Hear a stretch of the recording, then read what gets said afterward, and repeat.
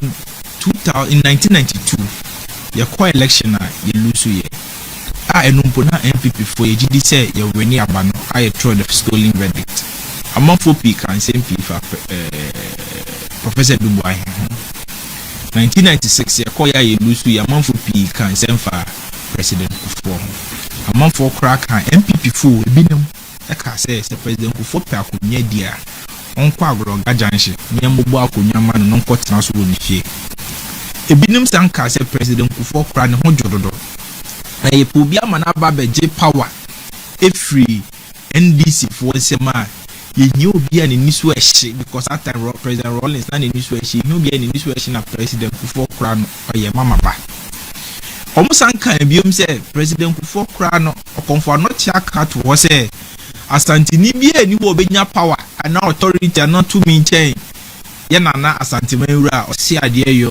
otumfo o say tutu obi enu obenya to me chain into no President Kufuor de o ya Ashanti ni 20 minute man pani man ni be patcho me gidi sort sanse ni ye tembro sokura entino emayento abanima President Kufuor but the delegates then were clearing their mind say people be obema your power President Kufuor delegates the vehicle to abama President Kufuor according to the 2000 election o win here no ngofo na no mo kasa nsem ne fa President Kufuor ho no after almost win now we winning as a result of the collective eduma ye na ma winning the 2000 election be anu or the credit to the President Kufuor say because of the candidature of President Kufuor until you lose to the 2000 you winning the 2000 election the call 2004 you win here and also say almost say omo anka say President Kufuor modimbo almost say oh yen NPP for house to house na dia ye ninti na ye win here ye call 2008 you lose here the candidate Kufuor do call you lose here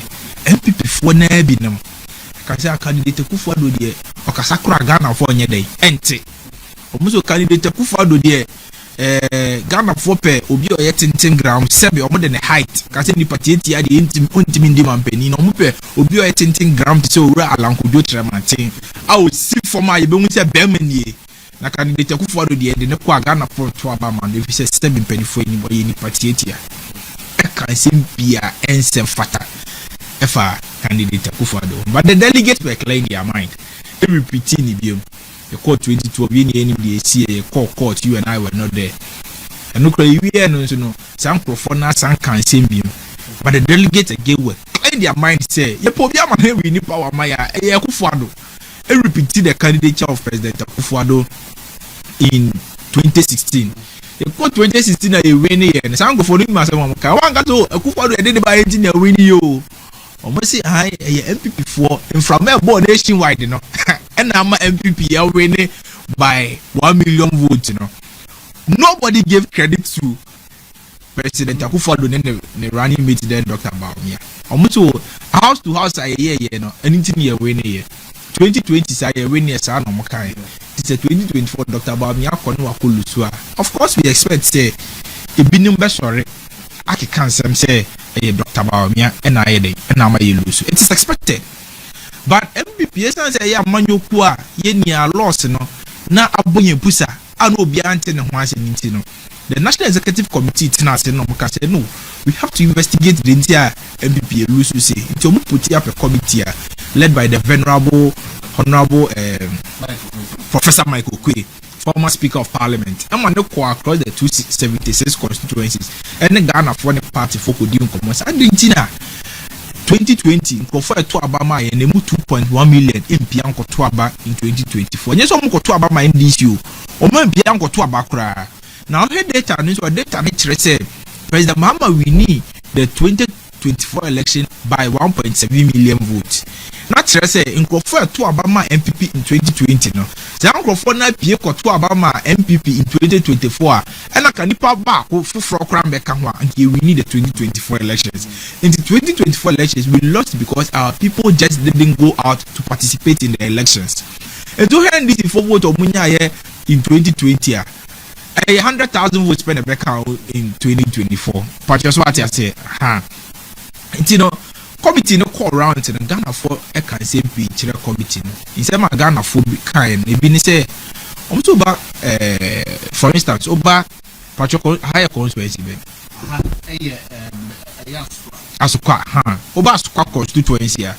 Omo say asukwa edwedifoɔ man no ɛka sɛ Ghana nya MPP abaye de to bi ba friend 11 na no mo pesa 11 no ko KJT akɔ bantama akɔ Accra Mokola kwa gbogbo shi ni ade a omo say momo no edwedifoɔ man sɛ no no mo di dwuma okɔ Swami magazine a omo say momo no no mo di dwuma na MPP for the ade bi ba friend 11 MPP for de ba no mo ka kyerɛ MPP for sɛ mo famba nenso MPP for ntie no mo de ba ntie omo de hebrew te beto aba no omo te na fie wo vodi omo bia nkoto aba ebiem boys e wasokwa ese eni kumase eni baabia Ghana hafa ni na baabia se ye de tax bi ba ni efe de betting tax omo so ot ye no no mo twade twa omo ho kakra omo wini a na aban de omo nsa e kan omo bet winnings na omo de aban de ba no omo ka tena aban ni se ade a MPP for omo de ba ni de ebe ha mo oni empe the MPP4, we had to bulldoze our way through to get the betting tax passed. Eyomu ya intino, edu si ebekwa koto aba no mempia nkoto aba. Ebiem, almost the idea bi by any friend domestic debt exchange program DDEP. Wow investment wo be no interested as na binding in sakai. Almost say then affected 1.8 million people in the middle class. When you say MPP is with you appeal to the middle class. A middle class party. That is the perception. Say MPP a middle class party. And you know, almost is at the end of MPP for the yes, that music. No better the former Chief Justice Munya for year picket of finance ministry near the almost is at the into Manko Tuaba. Any simply Ken must go 88 MPs. Our MPP no sorry say was a palm finance minister. President Akufo-Addo so no only omonya adwen say was a palm finance minister. Into ye back and forth for parliament senja nya ade. Almost say ade na ye MPs no any party phone be sorry say ye palm finance minister president no omanya you know say MPP look disoriented. They didn't know that they didn't find any reason say omo sorry amachi akwasala ya to about MPP.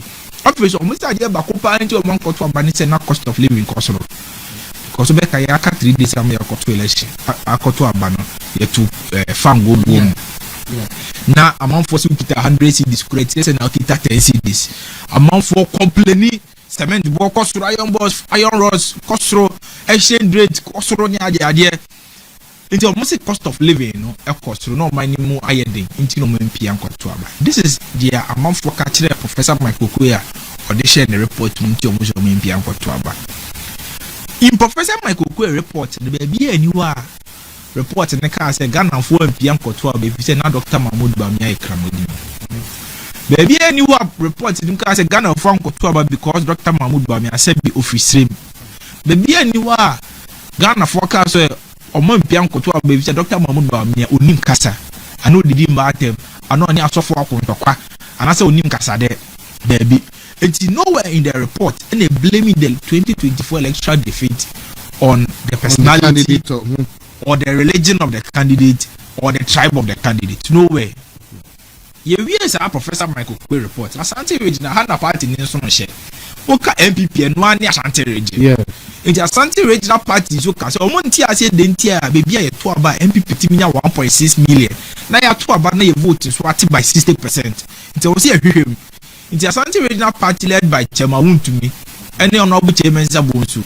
Any MP say waha honorable Mampong MP Aprechum Sapone senior MPs na you free any other MP say what Ashanti region come boom. So see a year research who they Ashanti region Pian Kotuaba. Normally research report about first reason Ashanti region for Pian Kotuaba they say almost swami interchange 8 years MPP for in demand ya it's like the traffic any inconvenience ba swami ito mu feel say MPP ndwen Ashanti region ito mu fu ye ntino man koto aba no again no mu Kumasi na city roads ofa Bantama Kwabri east okọ ayi Ebuakwa omu se Ebuakwa kwan asei omu se Kwabri kwan asei omu se Odotobri be kwan ayeden asei omu se okọ Formina kwan asei omu se oba if you just abre ni ade ni a rose no omo ehun rose bia wo ho into no complain ya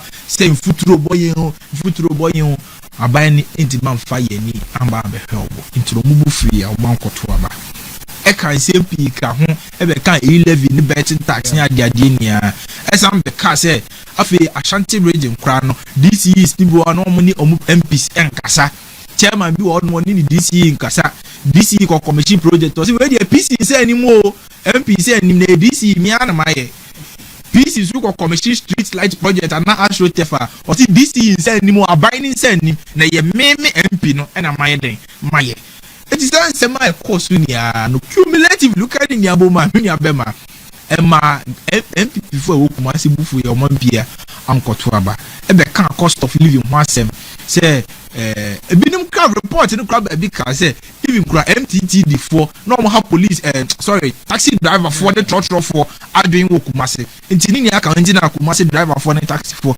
MP ankoto aba nyam na make we report na eka report ni be bia ni wo ka say Ghana for anasa Asante man MP ankoto aba ma MPP because Dr. Bawumia e kraboni if you say Asante for ditu say Ghana no ebinim free baby ni aye free baby ni aka ye ho abom na ya te Ghana oba kumasi aye wo aswasi zongo ye wo zongo community se wo zongo chiefs oba kumasi ha Franti 40 ha oba kumasi ha Latte 40 ha Ashanti region obia ye ni aye free baby na ye ni aye ba begu Ashanti region minji dis obi o te Ashanti region bia ya Ashanti ni I don't think so.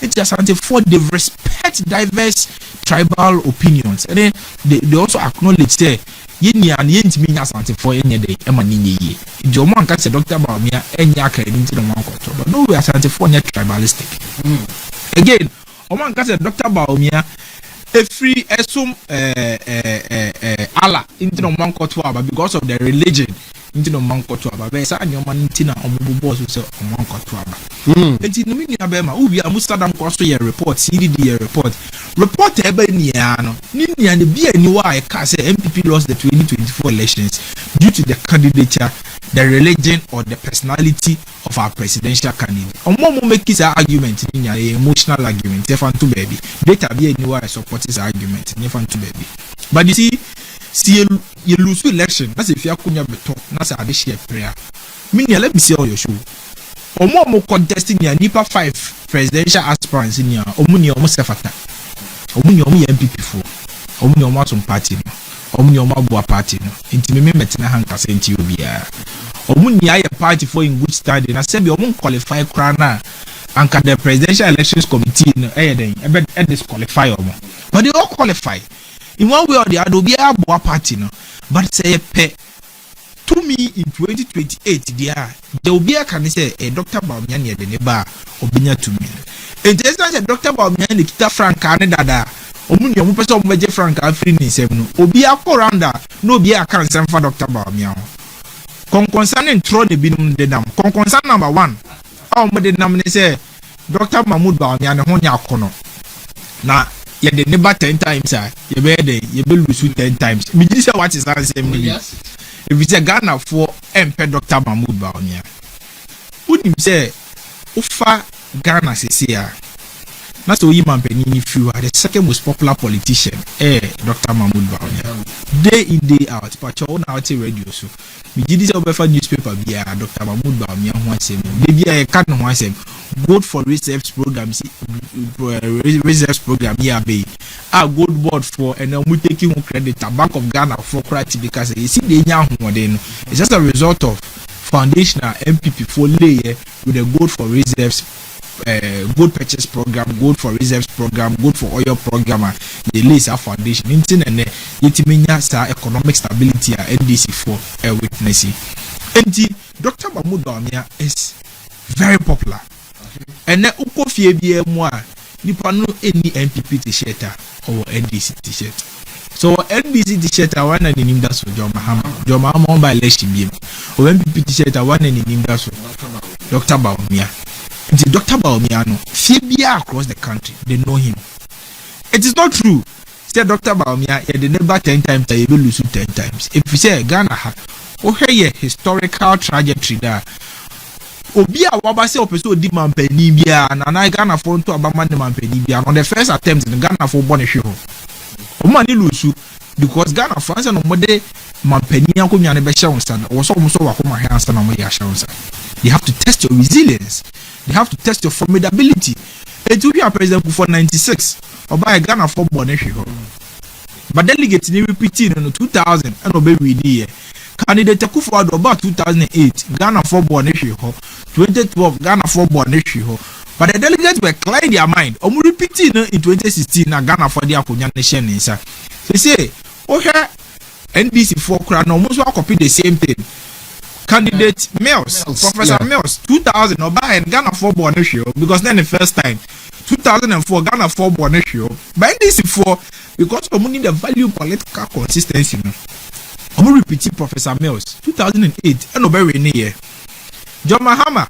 Obi anim dey see 2012 John Mahama President Mills who 6 months to the election John Mahama take over election obi anim ya you say na sympathy vote because so TV no nyuma no mo bo ani ye diare ho obona angels free soro aso President Mahama nsa na atano saso ne sa oba ko no mu hwim ne kosoro any awrewo ne yase nyum kwa na no mo bo. The 2012 election was not an issue based campaign. Obi I know bit back at the 2012 President Mahama no ka so bo be yesi and be yesi campaign kwa wam ko bi e awrewo nyum na no mo se tumatuntum and bisu ti bi friend ne ma wo Ghana he nia no mu su Professor Music o die ja wan yo. It was a sympathy-based election, but it was a Ghana for the man on the silver platter. So in the year 2016, at that time it was the unprecedented electoral defeat in this country because we say, yeah, the man quite force on Oba and not the IMF. Oba no my teacher nurses unemployed graduate association. Oba no my inflation skyrocketing for about 20-something%. Oba no my CD. The dollar no akosuru change CD o ma fam go bo kosuru ba e di dum so aba be hye yakon o ba e no nurse fo ne teacher fo ye aduma 3 years anu atu o ma 3 months won fo bu o ma Ghana fo into mu show no red card in 2016 election no mu show no red card in 2016 election am dem ka sia ye John Mahama baba you ka se John Mahama o ba bie mu o ye nia ye ka bi se John Mahama de o hwa ne politics ne de on the food now here was Savannah region onya da jema phone na say Ghana man pedi pa dey own the BBM but it's say NDC for need the value political consistency when you say Ghana for the political consistency almost say that John Mahama about 2020 normally John Mahama but normally say John Mahama be lose but mo dey never buy John Mahama dey buy no bet vote this from 1 million to 500,000 no almost under about 2024 and that's all me pache na wan Ghana man pedi nye John Mahama in Ghana hano Ghana for reward political consistency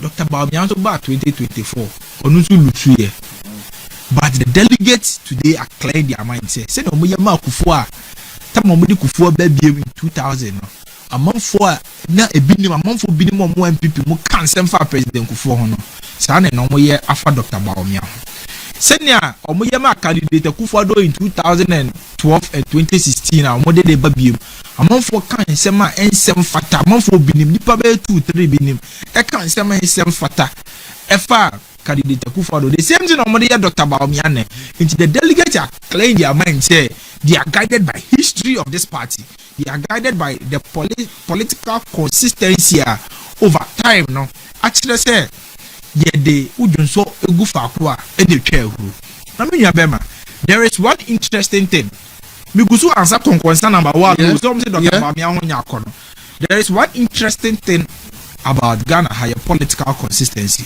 say mampani bia wabab Ghana habia obi one ne kwa abato and hand over power man mampani bia etibumi ya hwe chart no 1996 so Rollins no win here 2000 Pacho Rollins hand over power man Kufo ne Rollins ko contest 1996 yes 2004 Kufo and say win here 2008 Pacho win a win election Professor Mills Professor Mills ni Kufo ko contest in 2000 and 2004 and in 2008 Kufo hand over power by Professor Mills in 2012 and the in BC Fufi Anto President Mills and the baby koi in 2016 me Pacho wana ne win here Akufo-Addo. Yeah. Me pacho John Mahama handi overpower ma Akufo-Addo. John Mahama ne Akufo-Addo for contest in 2012.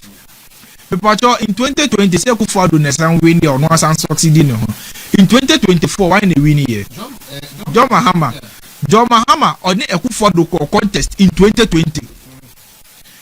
2024 Dr. Bawumia ko you lose 2028. So John Mahama ko one of hand over power man. Dr. Bawumia because on in the core contest in 2024 into a chat. Because Ghana for history a political consistency. Ghana for him said there is value in political consistency. And the delegates are clearing their mind say almost is a chat. They visit chat na yeden at all. Almost is a chat no. Because everything enjoy a fourth republic. That is what the history tells us. So be our baby, I'll be on any contest here and hand you over power man. It is the history is going to continue in 2028. So John Mahama and Dr. Bawumia contest here in 2024. John Mahama be hand you over Dr. Bawumia, and that is how the history, goes on and it goes on and it goes on. It will be the catcher say Dr. Bawumia and Honya Konoa and Fino. Now on sa concern number 1 na concern baby concern essential here intro number 2 ni say say Dr. Bawumia no ka buy no economic management team on yes. And no concern them listening here yeah. Concern number 2 no say Dr. Bawumia no economic management team lectures or yeah the economy na say Dr. Bawumia na economy ni say the first question I will say is economic management team the bad idea. The bad idea ni team who's an economic management team the bad idea. Say go into governance president no it meet various teams on various subjects.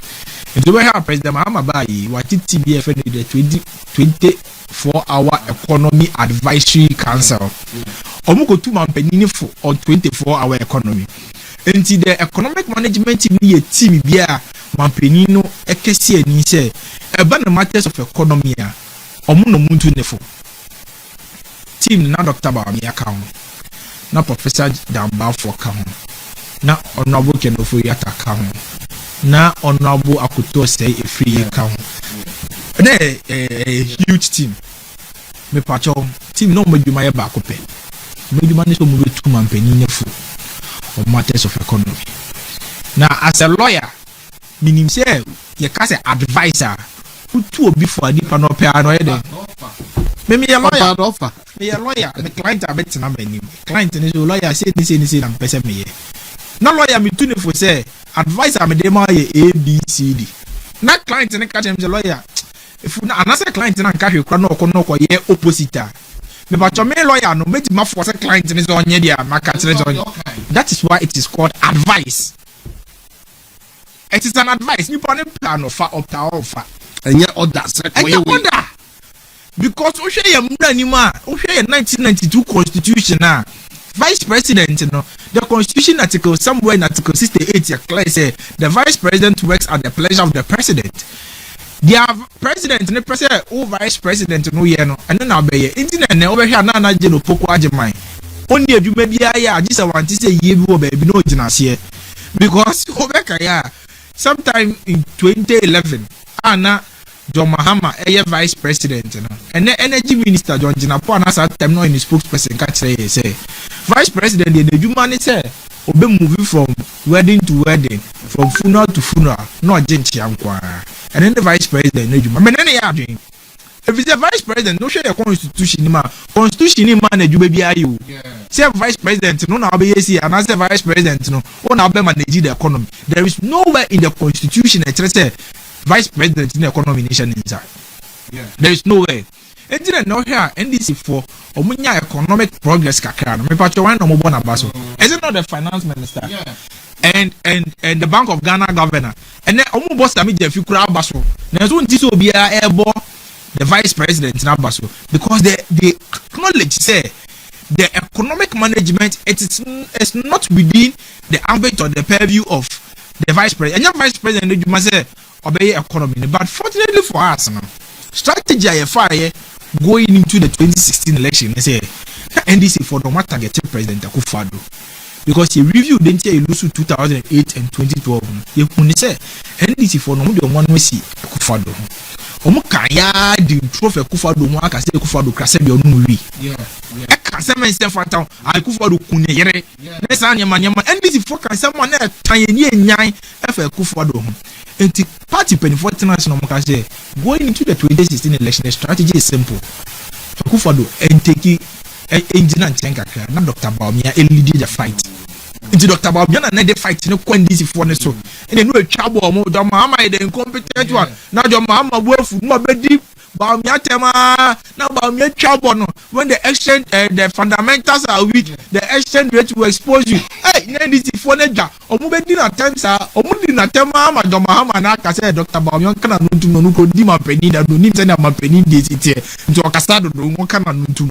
But also, guys, as the media, until the 2016 election was heated, one President Akufo-Addo fetched and now Okoje Akunyano in 2016 Okoye election. 2016 election, they are Ukrainian media cancer because now election in Wayes. Any braba. There is some night kind so no. You started from 2017 to 2019. You record the economic growth. Agriculture economy, you reduce unemployment, you reduce inflation. Saturday near IMF program I say, abandoning to me say STR real nam ye free IMF I say safely. You manage your debt, you manage your fiscal consolidation at the fiscal deficit. I won't say linear you manage and you see you manage until sometimes 2020. We are seeing now a friend COVID-19 and my economy in the core in distress. Now, we have Krana, we change for Agyapong because yeah, but in 2017, kind budget, vice president or the finance minister in the core. But 2018, and you're in the core. It took me 50 or the presentation or parliament because the economic management is in the hands of the finance minister and the Bank of Ghana governor. I am Branaka. Obi a ni obet ma challenge me say Ghana have bra baby say economic management no vice president in himself. All what the vice president can do is to advise. He cannot interfere in anybody's work. So advise it. That's at the end of the day. Finance minister no finance minister no finance minister no find Juma. Me patcho then vice president in the bit my. But because the guys at the point 11 crowd not also what na dream kaka e 11 na Dr. Bawumia but you see then again I bring you back to the constitution say Dr. Bawumia constitution interest as vice president you work at the pleasure of the president into no so what doing krana what doing sebe engru baby ya president in person in no be me purchase what they make and say but Dr. Bawumia at times with that number say inyama ko ye wo MPP administration ni mu nia no ka ho bi inyama ko ye ni nia so no ka ho bi oji blame no but it is unfair so we because economy ne ko distress mu a ye blame Dr. Bawumia it is unfair and it is illogical anybody no ni ma say ma o ka people just what I didn't ene economy ni ko ye na NDC for omum blame me omum fa ye praise the niama vice president no I didn't know money and sir. Yeah. But just what because you're vice president Ejuma. And you're vice president Ejuma. You know, and also sa concern so no. Oh, you found two baby. Concern number 3. And in throw number 3 or more than say Dr. Bawumia Krano or you outsider. Now Dr. Bawumia Krano ni yere enye garden. Now Dr. Bawumia Krano ye MPP no nye dey. On Kamubi. And I say yet MPP, not Dr. Bawumia and Kamubi. But just what is Antron? No cry woman is say, and I say the woman is say MPP a you UP the Northern People's Party. Any other alliances are on Mukam a better than MPP. Now MPP no offer the Northern People's Party Nipa no the vice president of the Northern People's Party and then Quebecan is the general secretary of the Northern People's Party no Mumuni Bawumia. That is Dr. Bawumia's father. It's Dr. Bawumia's father was a founding member of the Northern People's Party. It will be any papa I can't wait MPP near than the bar outsider. Yeah. Sabe in 1992 na Dr. Bawumia no edi say yan obeka say no ankasa enko ka homienti MPP. But just what I say, let's face the reality. Oh no edi say. That time usakura. It's a papa na building legacy na man no about to us. Why do you call him an outsider? Number 2, Dr. Bawumia is the only politician in MPP today who has been part of our last 5 consecutive presidential elections. The only politician. Not forget to say President Akufo-Addo hostel, but the only politician. I didn't think America in 2008. I just saw the President Akufo-Addo na choir as vice presidential candidate. 2012 when President Akufo-Addo na choir as vice presidential candidate. 2016 when President Akufo-Addo na choir as vice presidential candidate. 2020 when President Akufo-Addo na choir as vice presidential candidate. 2020 on na choir as presidential candidate. President Akufo-Addo Ankobi. So he's the only politician in MPP. He's been part of the last 5 consecutive presidential electoral processes in this country. Obi any MPP more was our history. Obi any. Tonight I say yeah part no. Obi any what's our history in MPP and Obi any. Said the last 5 consecutive presidential elections 5 times consistently in the last 20 years. Election be able to Ghana have be as a Ghana from Kwasa line to Ababia in the last 20 years. Not Dr. Bawumia who movie. Obi a new MPP more was a rich electoral experience. No be a nibi. And to be so no cause your hokwa. Who pastor say? People just want to make am say. Party in election akọ 2008 between 20 years in the election be ayakobi nipa no hu bom bi. Nipa ne dey ho. So you see when they say some of these things, you don't even find the logic in some of these things that they say. Sata manani pani koni nyana ne yerewe. Na ne yere ni ni nchen. Itu be ka ne yere ni nya Ghana ni a. Debi me ka say free fa nya sabe ne wom. People just what the American say. Hey ya. No one bo hey ya o. Say bia ye work company mu say want to meet communication na be bia obi aye adwuma bia aye adwuma boutique ye adwuma restaurant now the restaurant na ye adwuma for 20 years now for restaurant ni general manager I resign and I say apam no na ye see a general manager foforo now one ni restaurant na ye adwuma for 20 years a restaurant no at the papa be to restaurant ni be on restaurant ni jirem at the body be to restaurant be on restaurant for 20 good years. If you are now a deputy, my man can say now a deputy general manager for the restaurant for 20 years because a vice presidential candidate or a deputy for 20 years. Now general manager ne free ho. Yes, you put be a man abi general manager na name one. Na oba say board and I say edumakuwa organization ni mu enhwe no mo fa onye general manager no be sure ka say okra ro ye wofo ye start organization na won kan bia minya enye ya eya court no ne you know there sacrifice I no kwa dem nyamba oye was sacrificing the entire adult life 20 years of a person's life in the ketwa was sacrificing 20 years of the life as a front runner, not just as a member of the MPP. All of us can be members of the MPP. Instead of Nick can go for 5 in the contest. No, only they were members of the MPP. But Dr. Bawumia was a front runner for the past 20 years. Atembe NDC for Nino Kluma. NDC for engineer almost supporting candidate be against Dr. Bawumia no, because when you say Dr. Bawumia no, he poses a great threat to them. Even in the NDC. There is no politician omiti Dr. Bawumia ne track record na owo no. Issue-based politics. He stands tall. He's introduced society with facts and figures. Absolutely. On the third point, say Dr. Bawumia is stranger. Yeah, 2012 election we they assembly court and then before you believe say you win election by you I dey assembly court and you put be a good dia that say after me be free as me say me too kwaye o ofro be say me yari o me here unavailable ofre be you say me enye obi ama ni nkodi adanse but that time ne ko Dr. Bawumia had to take the pain say we kwa kodi adanse now as a lawyer so me say enye easy say ubekoko tako jina adaka makwako dia danse. Because especially look what shia lawyers be oma benzi tatuchi katane Tony Lita onema. Oh hey you go ni masia ufree courtroom e na political career bury. Because remember when say no sebi. Uyo empty head na wa benzi na adaka mo no. So what the American say? And you know be so so be go jina adaka ni mo. Because be ajo we say eh na because jina adaka ni na me hu me nsem kan ya ade yi wo TV so wani me guase. Just a ferry be count no.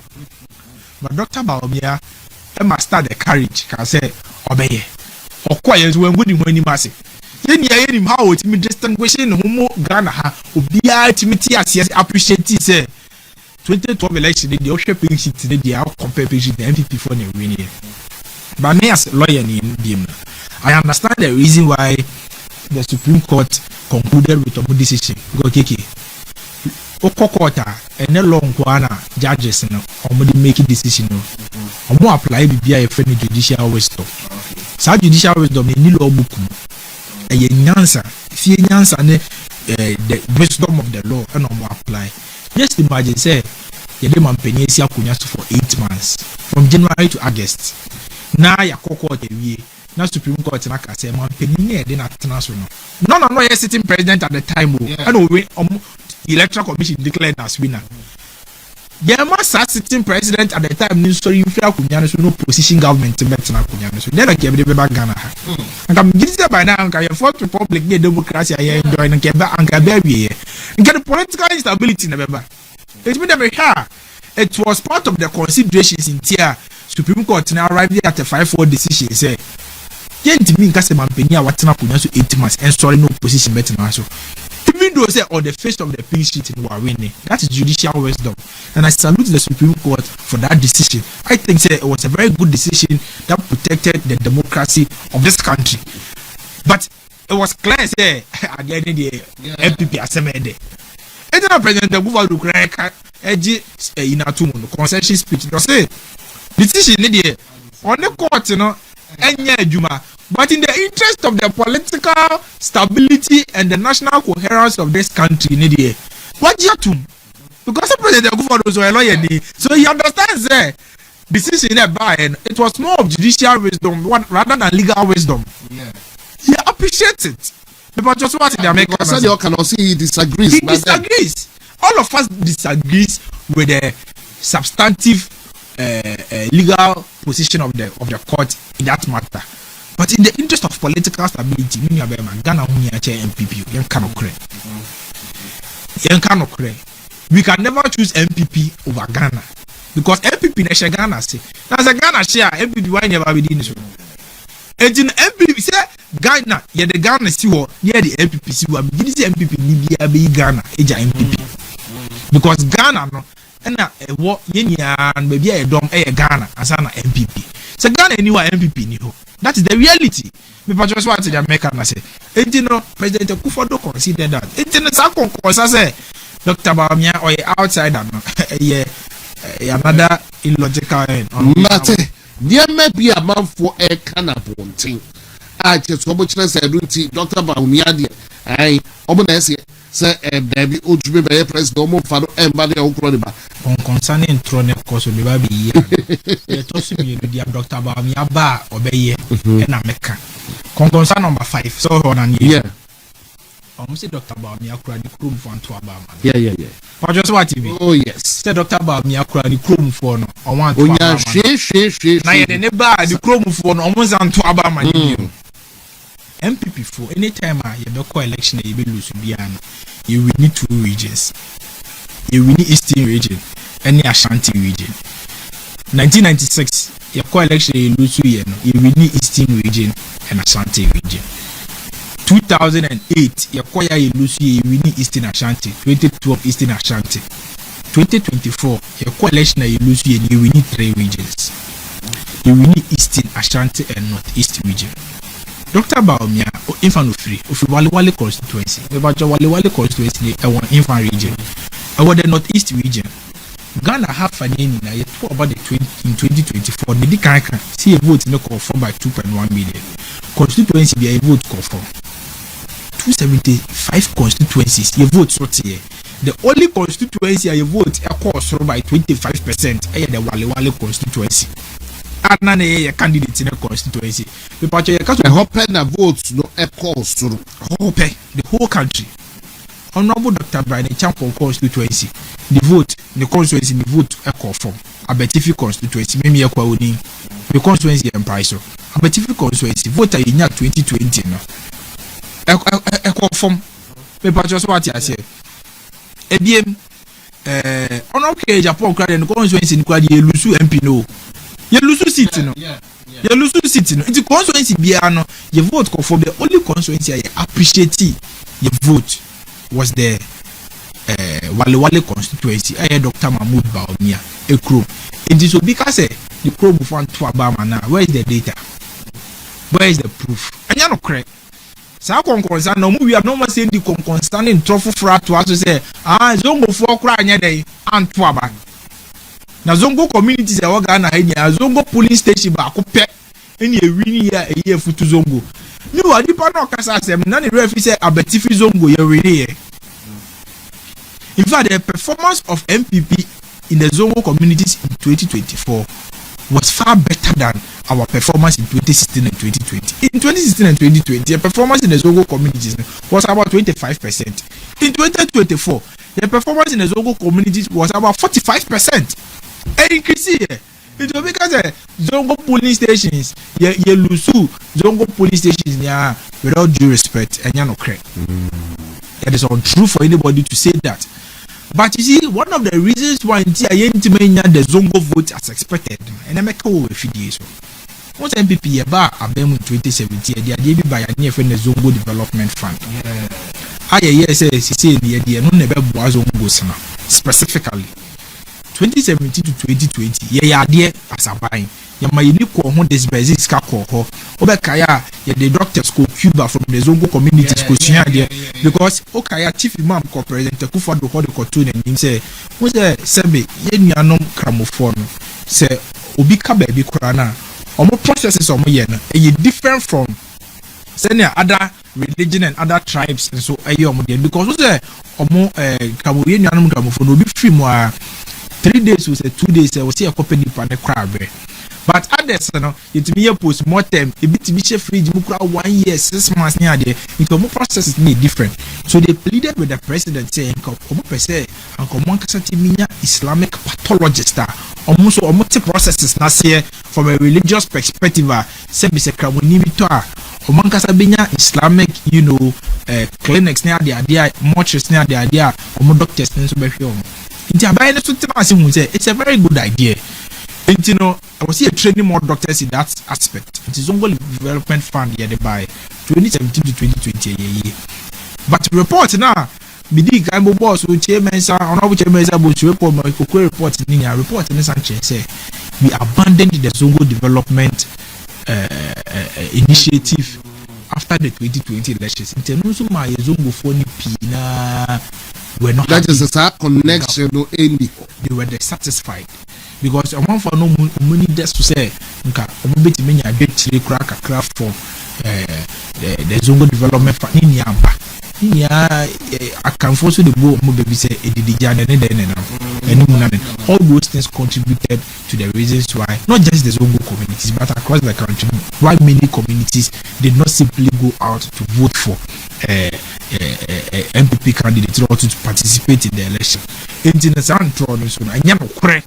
Says Zongo for Bianco Tuaba. We performed better in 2024 the Zongo communities than 2016 and 2020 in Tenyano Creek. Now, concern the video more 5 number 5 letters. The set concern so I almost take and the way. Set concern on Taika say Dr. Bawumia, among for more than the campaign who you perform when you do a Kufado Abay. No more, one or more better. But just a motibi. Oh, and then the company. Oh, okay. Because I might be crossing there be way no be a lie way no wa. It's almost the actual the Bible Quran say so that propaganda. So like I agree with you. Yeah, conform.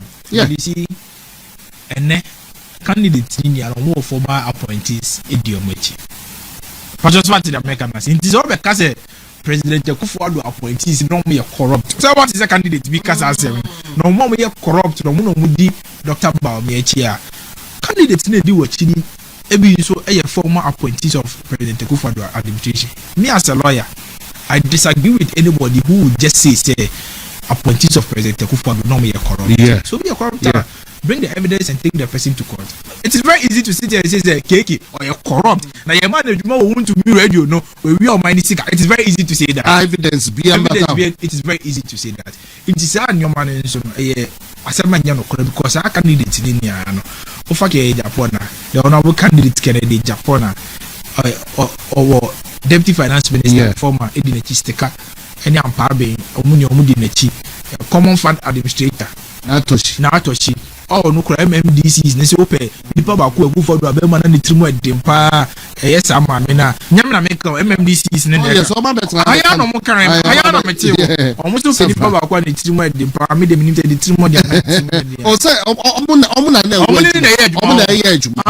Yes, it omo work. O say na to she no a common fact administrator. It's on MMDC. Omo kon the office near you. Omo nim ni ye ba. Ni se mo teacher fi so se be country so den why nyade ye dina chie sa pepepe nti MMDC is so po bia na nitrimu adempa na yo no a ene enyo no ye ke Japan right hand man like Japan now south no nam north na ade enti no ya obia it's a matter of choice e if you akunya na babeto obi support obia no nche say I would say you calling names nesta nyama no you ka say we say dey no so no another propaganda and also no e koso enti keke propaganda ne dey I hope say metima exhausting me say meja bi o ma eti e fa share betima text na ma response propaganda ni bi enti ne nsem ne dey kan no mo kan but Dr. Bawumia is clear in his mind dia oba be ya magana for open mampenia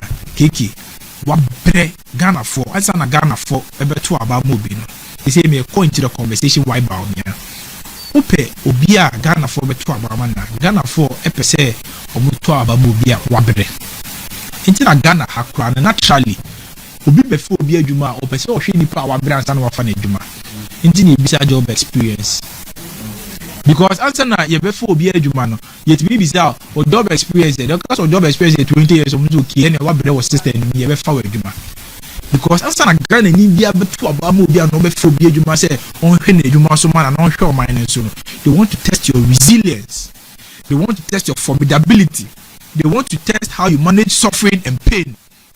Then ope Ghana ha politician ba kwa wabre pa wako through suffering me hu nipa bi a wako through adversity and suffering Dr. Bawumia. I don't know make us he is the only politician in the last 3 years every year be our election politician be any both MPP and DC even in the last 3 years that's the last 25 months he's been running campaigns consistently in the last 25 months on Jena Home because we are facing challenges every see that in the history of this country 2023 November 4th near to prime minister Obontwa the whole Ghana called 276 constituencies to Abaman as MPP flag bearer in 2023 and on November 4th MPP 4 to Abaman as flag bearer and you are 1 year time or started the national campaign in April 2024 saying to Abaman as president and also to the whole country into November 2023 and then December 2024 already prime minister now 1 year time presidential elections and also call only campaign or year call 276 constituency day and night not Dr. Bawumia campaign already 2024 now 2025 or some election be as presidential candidate. So Dr. Bre this comes with financial problems, it comes with health problems. You bush ebu kran ke bush afo be friend meeting say ke ade a woye nkwa ho hia yen. But what can say not just November 2023 or pro staff and pro constituencies in 2024 so was sent Ghana in 2025 and also what Ghana no politician and now facing that kind of suffering and adversity in the history of the New Patriotic Party. It's Dr. Bawumia Wabre. And okay, history now me can about political consistency now. Ghana for omo probi a Wabre asa na mato abama. The dear President Mills winning the 2008 election, they say asubwe hen na Wabre. Yeah. And I can tell you for a fact that one of the reasons why President Kufuor winning the 2016 election because now Ghana for Wabre. And as I can also tell you for a fact that they are Ghana for to Obama John Mahama in 2024. They say now John Mahama no Wabre. 2028 NDC for the new candidate in Abebo. They are Ghana for one of the reasons in John to Obama Dr. Bawumia and said Dr. Bawumia Wabre. That's the reality. Wabre will deliver. And Wabre. That is and no cry there. Delivery there me ba ho. Delivery no will deliver. Delivery there me ba ho. But one say Keke. The reality is that a lot of Ghanaians do things based on emotions. Yeah. It will interest you to know say obi to make us me koto about be if you say me ho ya me fe. My pedi that roll it. My pedi we hear the baby go roll it. So what I say obi to make us say hey me the like question 2024 near me to Obama John Mahama be say John Mahama the nanti ya me fe. I know a lot of people, not one, not two, not three. I can tell me say 2024 month to Obama Dr. Bawumia because of NASA. It's the reality. Me no be am here nyatum. Me some grounds. Me can corner boba. Keke one TB say amanfo ka say say na no mo kra Dr. Bawumia de sakra no mo mpe. Enti omo nkoto aba. Pacho one TB. They didn't even like the song. And that tells you say Ghanaians, you know, any issues per se. It's the same thing over here. Yeah, ambulance, helicopter crash. You see, say na Dr. Bawumia kochia John Mahama kochia families niya. So what is the Ghana for? Ghana for say essence sad ye no kwanti MPP for mo de Bawumia ba e beto Obama Bawumia. Obi wo no policy abeka no ono ntie yo obeso hwe nipa ni su. But just what they are making, I say. And when it comes to the competence about Dr. Bawumia, the track record that he has it. The only vice president with 33 policies. The only vice president with the ideas to create jobs. And then, if say, or more coastal, any hotels, in the end, to about more be president. The party hotels in the coastals, no more or more. A year, you more matia, a year for one casangas or more benefits. At the end of the month, you go 4 years, you more sika no wine about the bottom. And back Ghana bottom more. About of one casangas bottom. And the people are more for measurement. The people are working for them and they are paying them, but they're free. But just what in America, I say. At the same time, I want to make us say, we'll be able to me radio. I fact take any question what you do, Ghana front to Obama and NPP front to Obama as president. You see the weakness in the argument. The problem, the ideas are creating jobs. I'm on mine now. Okay, so I'm who say, oh no, you're a generational thinker. Who are a man of superior intelligence. Dr. Bawumia has an idea. He created 33,000 jobs with the Ghana Card initiatives. Say Ghana Card 276 constituencies near our reps were no more take fingerprint. Now they are come take your fingerprint. Ghana Card created 33,000 jobs. It was Dr. Bawumia's idea.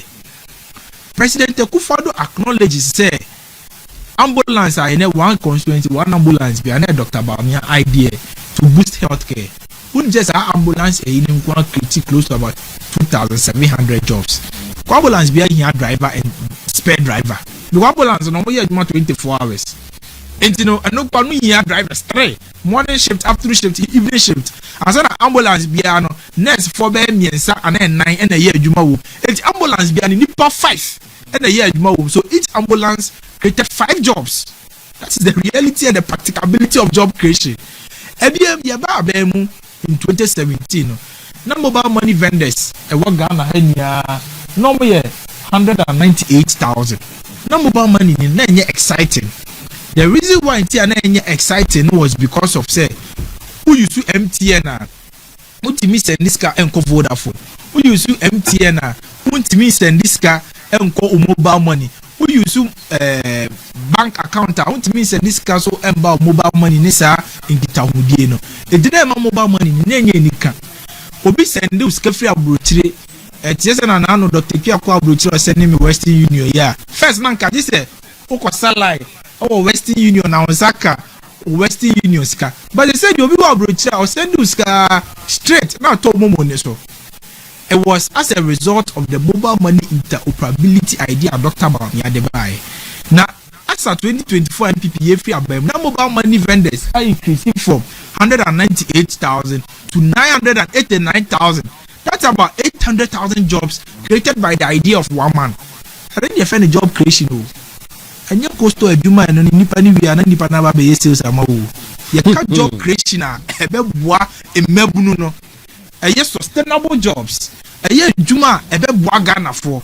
But just what the American, the fact that we see hotel doesn't mean say Sebe, ye ma be mampeni abeti ma create jobs ama mebno because jobs in the public sector has any economic growth goes hand in hand. Often the people na who need superior intelligence and the economic growth cost. How do you even generate revenue to pay your public sector workers? It's two different things. People just what the American say. It's Dr. Bawumia say about ideas and the superior intelligence and creative jobs Omobi.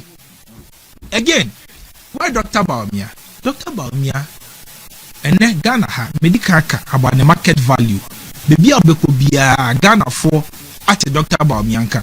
When him say internal prime minister nipa MPP delegate 210,000 per to aba delegate na menkwa offer album na minimum nipa be 20,000 because trobo delegate say ukọ Accra minimum nya Dr. K offer mention of the constituency mention south mention north the constituency delegate album no ni mo BFA from number 1 to number 600 and something. It's delegate ni anymore money omo anya ni omo ye MPP adwuma no. We know all of them, but because a minimum you're popular, didn't you know, the multi billboard kakraka. I didn't hear because after no more marketing of home. The patch of you, Dr. Bawumia billboard. Who want a sideboard kakra, the Sh0ckinly constituency for a year the hour coming. But Dr. Bawumia campaign, Ankasanka dear. You put 210,000 on Kotua Bado. Only Dr. Bawumia, you must 52,008.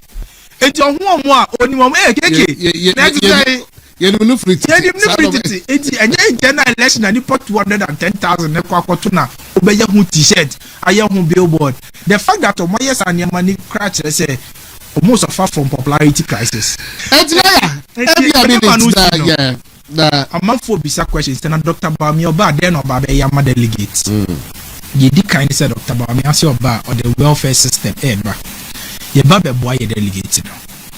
Now as an obe bobi na this only nipa de kian sem keke ye nipa 5 them obi ehia sem ye different keke me hwe a wo say we hia sem ne say unya cash kakra di invest into farms near the idea fit e bia Dr. Kia ne hia sem ye different me so me hia sem ye different e bia me hia sem ne say per scholarship obeje di say ye delegate obi go ade hia sem ne say of national service posting of a school placement but onya bi as an obenya na say obi aton am 10,000 20,000 ni dia my kokwe say account ni elusu ye enti no Dr. Bawumia say no ba ono wo database ne dada oba be hwe database no na obia ehia asem bia no o dia connect with nipa ni database into of database na Sh0ckinly constituency police station chairman you nim say na ehia asem ne say the ba person ko soldier so just lodge by and their money directly.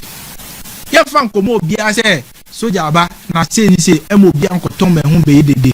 So we are going to build a robust welfare system ebetimi aboa because Dr. Bawumia vision ni say Ghana koso a Ghana mabe koso Ghana ma na mo MPP for so ka ho enti no oba be hwe ama Ghana say ni moving from a cash based economy to a credit scoring economy.